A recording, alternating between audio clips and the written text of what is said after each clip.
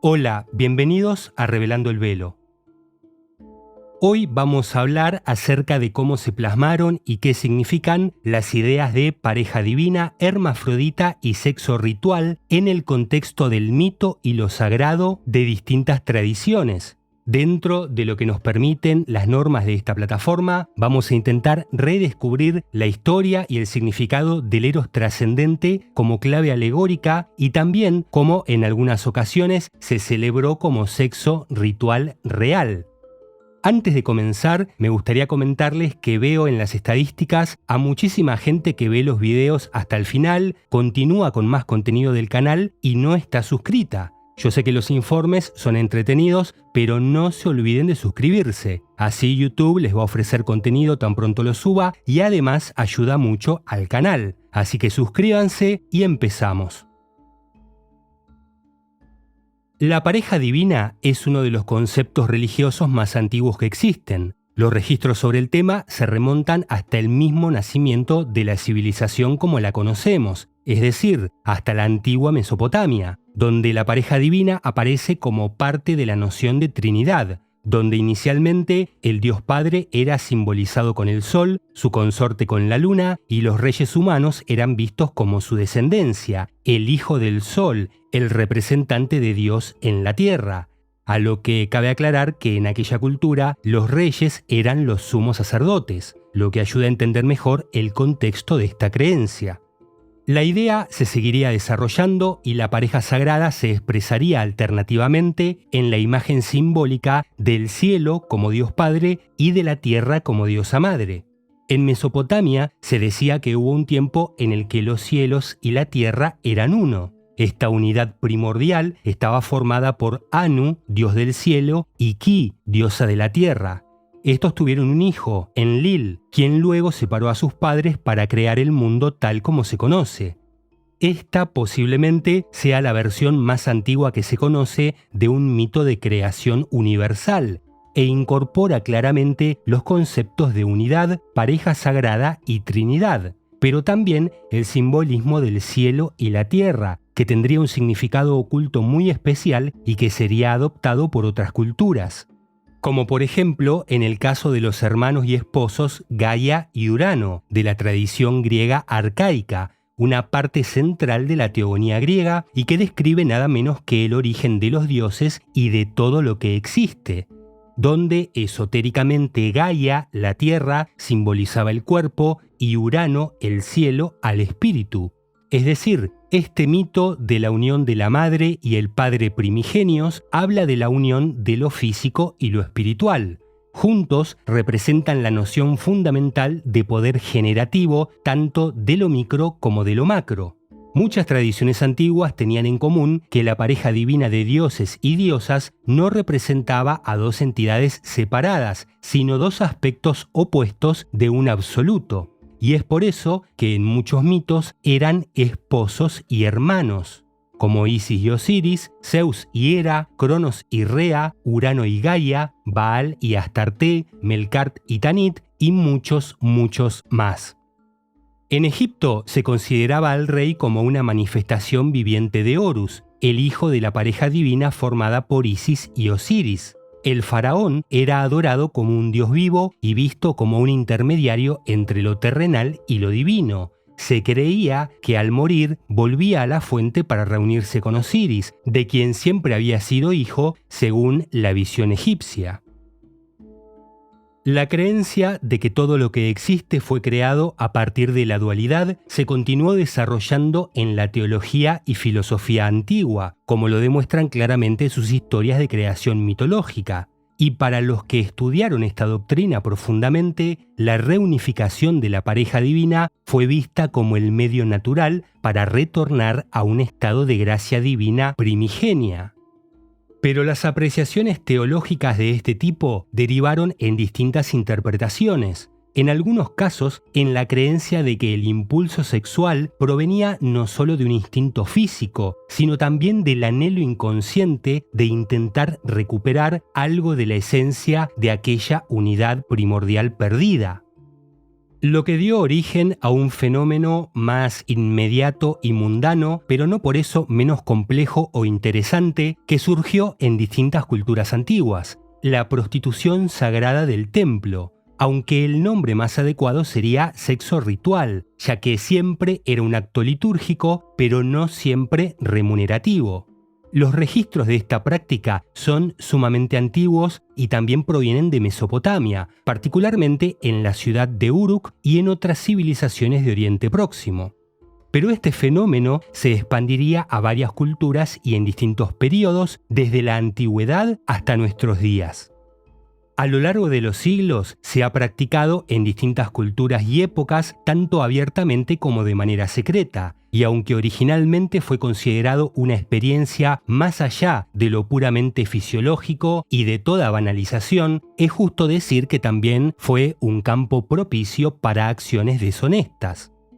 En Mesopotamia, los templos dedicados a Inanna del período sumerio y a Ishtar en los períodos acadio y babilonio fueron los sitios más conocidos del sexo ritual. En estos templos, sacerdotisas conocidas como las Naditu o las sagradas participaban en rituales sexuales. De hecho, parte de los ritos de coronación de los reyes sacerdotes sumerios incluían tomar parte en los ritos sexuales que se celebraban anualmente en el festival de Año Nuevo, el Akitu, donde la unión del rey sacerdote con la sacerdotisa simbolizaba la hierogamia, la unión del dios padre y la diosa madre, y por lo tanto celebraba la creación de todo lo que existe.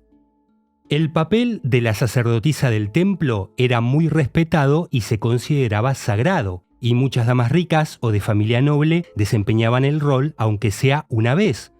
La hija del rey acadio Sargón II ejercía esta función en el templo, al igual que la del rey asirio Asurbanipal. De hecho, la mayoría de las mujeres en algún momento desempeñaban este rol como si se tratara de un rito de pasaje. Julius Evola, en su libro La metafísica del sexo, un ensayo muy recomendable sobre el significado del sexo en el universo mitológico de distintas culturas, escribe lo siguiente: estas uniones rituales o religiosas del hombre y la mujer tenían como objetivo renovar o celebrar el misterio del ternario, o del varón eterno con la hembra eterna, el cielo y la tierra, del que surgía la corriente central de la creación. Se creía que los principios correspondientes eran encarnados y activados, y su unión física momentánea se convertía en una práctica evocadora de la unión divina más allá del tiempo y el espacio. Por su parte, en Canaán, el culto fenicio a la diosa Astarté, que es un sincretismo de Ishtar, como esta a su vez de Inanna, y todas del lucero de la mañana, también incluía prácticas de sexo sagrado, donde las mujeres se ofrecían en los templos para demostrar su devoción a la diosa del planeta Venus. En Grecia, la ciudad de Corinto también era famosa por su templo de Afrodita, donde se practicaba el sexo ritual. Las fieles servían todos los días del año en el templo y su actividad era vista como una forma de devoción, creyendo que era una manera de atraer bendiciones divinas a la ciudad. Por supuesto que estos no fueron los únicos casos. En Egipto, el culto a la diosa Hathor también incluyó, según lo demuestran varios artefactos, prácticas sexuales rituales. En la tradición hindú también existieron las devadasis, mujeres dedicadas a servir en los templos, y si bien su rol era bailar y cantar en honor a la deidad, en ciertos momentos y lugares mantenían relaciones rituales con los sacerdotes o los devotos como parte de sus deberes religiosos. También la historia de la pareja divina de Shiva y Shakti en el Tantra se utilizó para explicar el funcionamiento del cuerpo y la búsqueda de la iluminación a partir de la unión de opuestos. Durante la época medieval, el Tantra se desarrolló en una amplia variedad de escuelas y se produjeron numerosos textos que detallaban las prácticas tántricas de unión de Shiva y Shakti, incluyendo el Kularnava Tantra, el Rudra Yamala Tantra y otros. Por supuesto, este es un tema complejo, por no decir polémico, y la interpretación varía entre los historiadores. La gran mayoría relaciona estos actos con el culto a la fertilidad del suelo y los animales, la principal fuente de sustento y riqueza en la antigüedad. lo cual en parte es correcto, pero como siempre, las cosas son más complejas de lo que parecen. Muchos entienden de lo que estoy hablando. Las tradiciones religiosas suelen tener varios niveles de comprensión, por la sencilla razón de que no todas las personas transitan el mismo camino.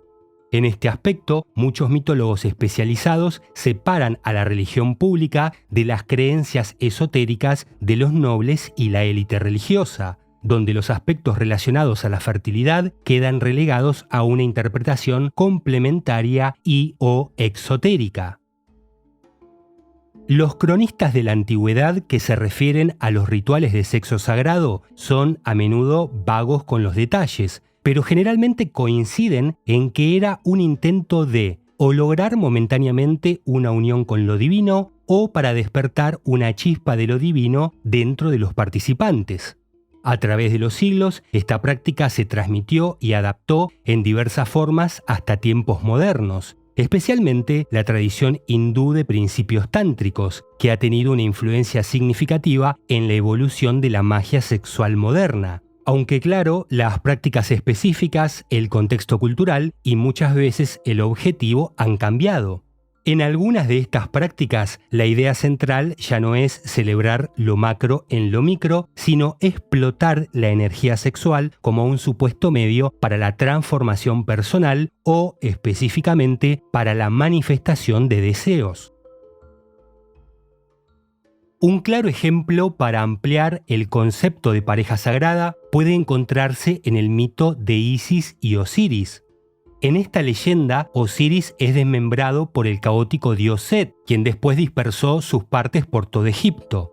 Entonces, Isis emprende una búsqueda para reunir y coser los pedazos de su esposo, encontrando todos menos uno, el pene, que fue arrojado al Nilo y comido por los peces. Así que le fabricó un pene de oro, cosió todas las partes y mediante magia revivió brevemente a Osiris. Durante ese tiempo de resurrección, los dioses se unieron y concibieron a Horus, el hijo de la pareja sagrada, quien más tarde vengaría a su padre y se convertiría en el nuevo rey de los dioses. Ahora bien, este mito es notable porque a diferencia de otras historias, no solo presenta el arquetipo de la pareja divina, sino también las ideas de separación, reunificación y resurrección, todas juntas por primera vez. Veamos, los obeliscos del antiguo Egipto simbolizan muchas cosas. En la religión pública se decía que representaban al sol, a la piedra Benben, a Ra, etc. Pero en los misterios, los obeliscos eran vistos como ejes que conectaban el cielo y la tierra, es decir, simbolizaban la unión entre lo divino y lo terrenal, el dios y la diosa, por lo que alternativamente representaban el pene de Osiris o la aguja de Isis. Las dos interpretaciones conducen a la misma idea. Al coser los pedazos de Osiris, la aguja de Isis está preparando la unión, y el pene de Osiris representa el eje de unión de la pareja divina. Ese fue el verdadero significado simbólico de los obeliscos en los cultos mistéricos del antiguo Egipto, un falo divino. Entonces, reconocidas las pequeñas metáforas, podemos ver que la alegoría mayor del mito habla de la tarea de Isis, simbolizando el trabajo en el elemento femenino, que es la vida terrestre, para encontrar y unir mágicamente las piezas y recrear la unión primordial para restaurar la gracia divina. En este caso, simbolizada en el fruto de la reunificación, el niño Horus. La metáfora y los roles de la pareja sagrada en las culturas antiguas parecen haber seguido, naturalmente, el modelo de los padres humanos. Un padre severo y distante, el cielo y el espíritu, y una diosa madre mucho más accesible, la tierra y el cuerpo, y que en muchos casos fue vista como una mediadora entre el Dios Padre y las personas. En muchas culturas antiguas se pensaba que era mejor apelar a la deidad femenina para que intercediera. Se especula que esta podría ser la razón por la gran abundancia de cultos a diosas madres en la antigüedad. Sin ir más lejos, uno de los misterios más populares en Roma a la llegada del cristianismo era el culto a Isis, que no solo estaba muy arraigado, sino que era aceptado y permitido oficialmente en todo el imperio. El papel de Isis como madre y protectora dejó una huella cultural duradera en todo el Mediterráneo, incluso hasta después de la transformación del Imperio Romano. A medida que el cristianismo se expandió, muchos rituales y símbolos paganos fueron reinterpretados y asimilados de nuevo, pero en el contexto cristiano, ya que tenían un peso arquetípico irresistible.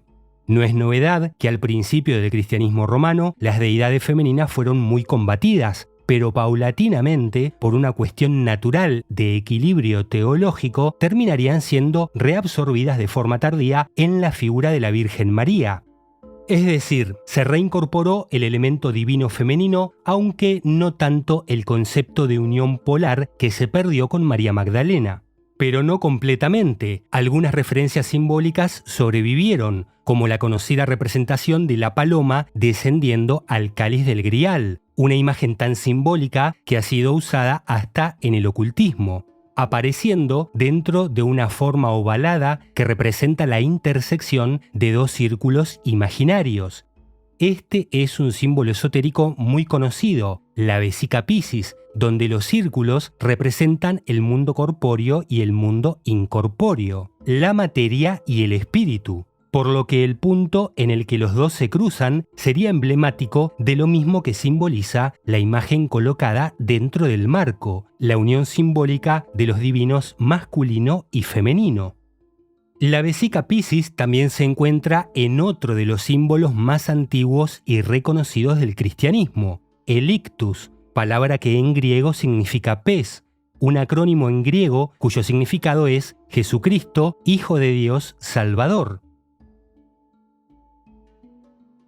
La forma ovalada resultante de la unión de los reinos es el campo donde nacerá algo nuevo, o mejor dicho, renacerá algo viejo. El pez nace y vive en el mar. Para los antiguos, las aguas representaban un punto intermedio entre el espíritu y la materia, porque por encima del mar está el cielo, el espíritu, y por debajo la tierra, el cuerpo.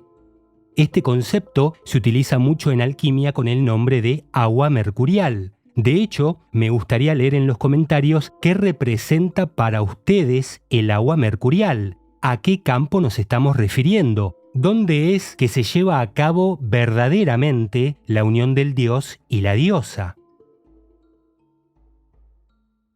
Ahora bien, todo esto está relacionado con otra creencia muy antigua, la del andrógino primordial, una noción que formó parte de muchas teologías, aunque en gran medida ha sido olvidada o ignorada.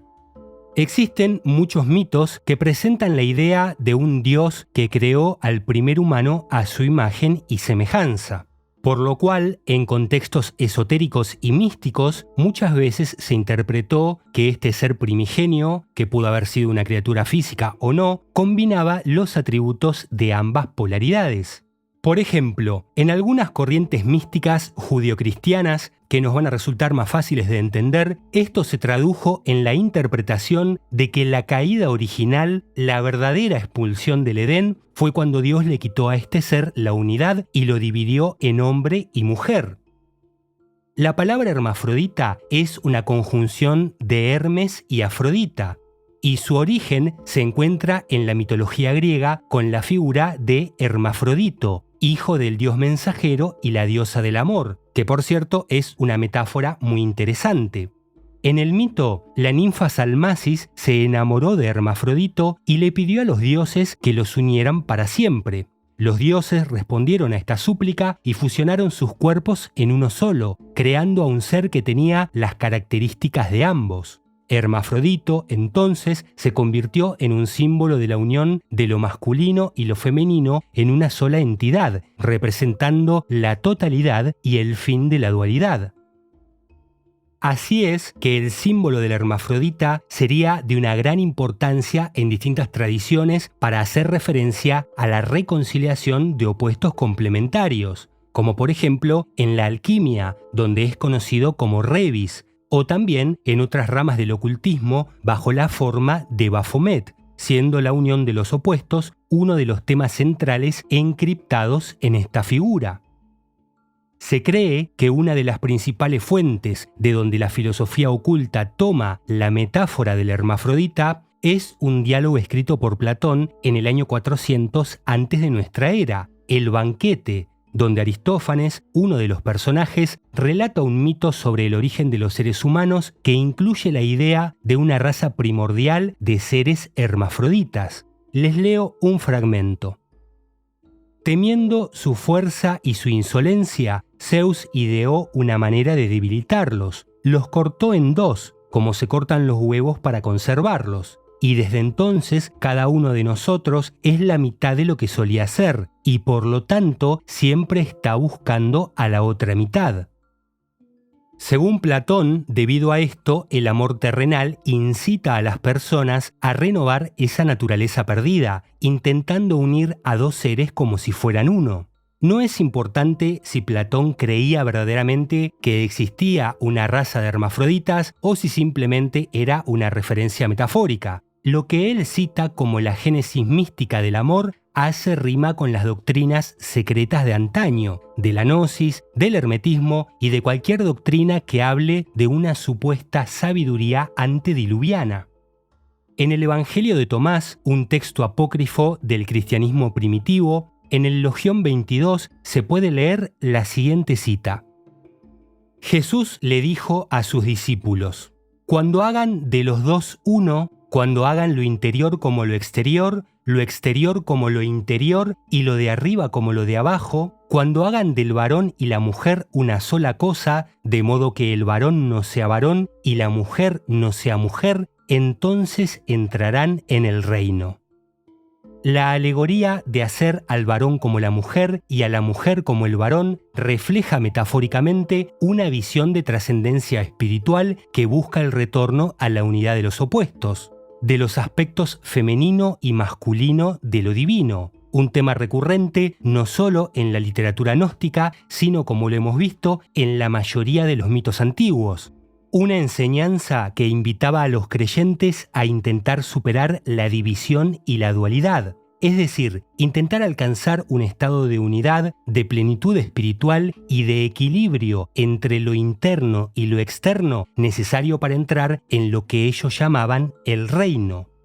Ahora bien, a pesar de ser metafórico, este texto es bastante claro y hasta presenta cierta similitud con las palabras contenidas en la tabla esmeralda de Hermes Trismegisto, donde se puede leer algo bastante similar. Lo que está abajo es como lo que está arriba, y lo que está arriba es como lo que está abajo, para poder realizar los milagros de una sola cosa. Y como todas las cosas provienen del Uno y por la mediación del Uno, todas las cosas nacieron del Uno por adaptación. Queridos amigos, que tengan un buen día donde quiera que estén y miren con cuidado qué hay en la punta de sus tenedores. Si llegaron hasta acá, suscríbanse y dejen su opinión, un pedido o un saludo en los comentarios. Como siempre, les agradezco a los sponsors oficiales del canal, a los mecenas de Patreon, porque son ellos los que hacen esto posible. Hasta la próxima.